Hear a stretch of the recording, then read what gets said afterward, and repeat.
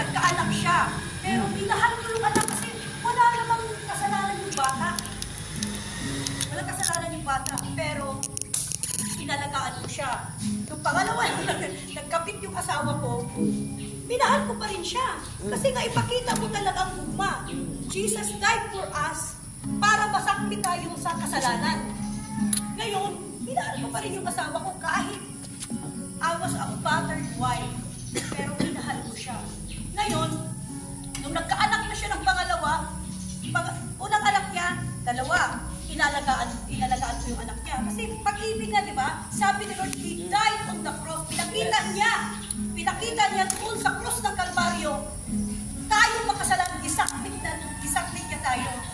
Ngayon, nagkaanak siya ng pangalawa, minahal ko pa rin. Pero yung pangatlo, sumuko na ako, umuwi ako sa mami ko. Pero, still, best friend. I am not perfect, pero from glory to glory, binago ako ng Lord. Amen. Wow. Hallelujah. Kahit sa atin, each and every one of us, mayroon tayong kanya-kanyang pinagdadaanan araw-araw. Yes. Kana.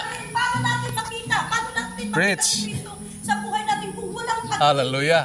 Hallelujah, Da. diba? Turra. Pag-ibig ng Diyos. Power 90. Tapos ngayon nga, may pinagdadaanan din ako, ha? Hallelujah. Kaya ako nagulat ka ako kagabi na, paano?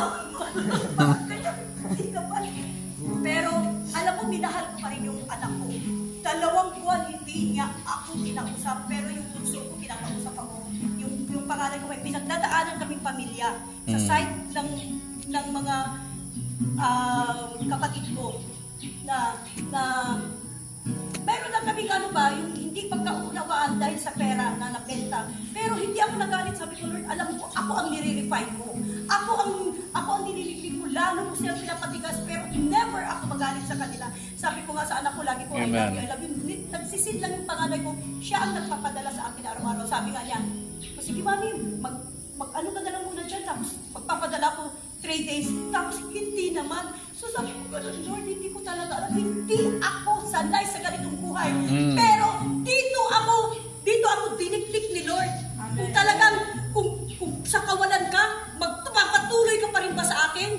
Sabi ko nga, Lord, dito talaga ako dinala. Hallelujah. Hindi ako marunong maghugas ng plato dahil lumaki ako sa katulong, pero ginagawa ko to for the glory of God. Hallelujah. Jesus. Yes. Dito maano natin sa Panginoon na love conquers multiple of sin. Kaya yung asawa ko, hindi ko rin alam talaga kung anong plano ng Lord sa buhay ko. Yung asawa ko umuwi dun sa bahay namin, sa bahay ng mami ko, nandoon pa rin siya ngayon naghihintay. Sabi ko kay Apostol, ayaw ko na talaga makipagbalikan ng Apostol.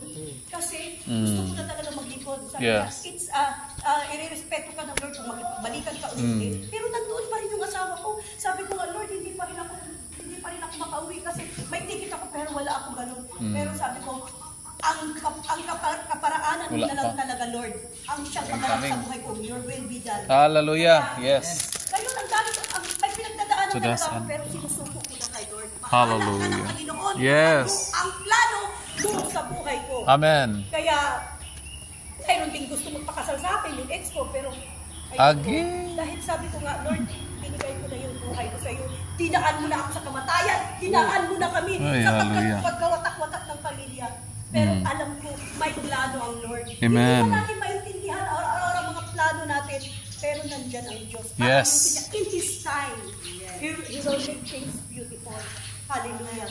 Yes. Kaya, tulungan nyo rin ako ipag-pray yung anak ko. Amen. Yung panganay ko, kasi yung bunso ko naman, nakakausap ko. Tulungan nyo ay humbly beg you na ipag-pray nyo kami. Ipag-pray mo yung pamilya namin na tawatak-watak talaga kami magkapatid. Nagkenta na nga yung palayan, hindi kami binigyan. So, ang anak ko busy din dahil nagtitimandahan sila sa Manila. Pero alam ko, sabi ko nga, Lord, pera lang yan, pera lang yan. Alam natin, hindi ba natin maintindihan araw-araw ang mga nangyayari sa buhay natin, pero andyan ang Lord. Behind the scene, He is working. Hallelujah. Amen. Kaya yun lang, love. Kung ano bang mga sa atin, each and everyone, may mga kahinaan tayo, igugmao natin siya. Hallelujah. Kasi sabi ko nga, Lord, kung paano mo ako pasensyahan, paano mo ako pinagpasensyahan, kung paano mo ako i-love ko rin. I-love ko rin. Kaya maraming salamat dahil ang asawa ko nga ganun na sa bahay namin. From Batangas siya, nagtuon pa rin siya hanggang ngayon. Nag-uubo na. Pero, siyempre, asawa ko pa rin siya. Kaya pinakasalan ko siya. Minahal niya ako. Hallelujah. Asawa ko pa rin siya. So, sabi Amen. ko, Lord, let your will be done. Ang kaparaanan mo ang siyang maganap sa buhay ko. Ayun lang. Good morning. Morning.